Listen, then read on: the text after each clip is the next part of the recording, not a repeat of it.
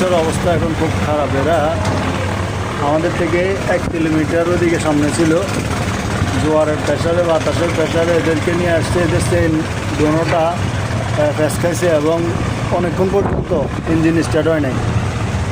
এখন ইঞ্জিন যা স্টার্ট করছে, অ্যাঙ্কর হাফিস করতে পারতেছে না। অ্যাঙ্কর মনে হয় যত সম্ভব ফ্যাস খাইছে।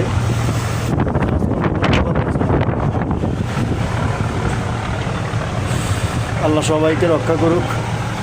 আল্লাহ তাআলার কাছে দোয়া করি যাতে ওনারা খুব সুন্দর করে যাতে আবার জাহাজটা সহি সালামতে অ্যাঙ্কর করতে পারে।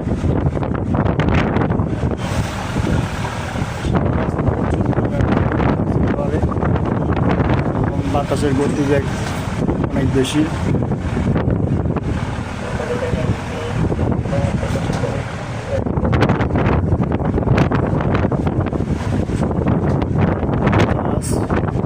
মনে হয়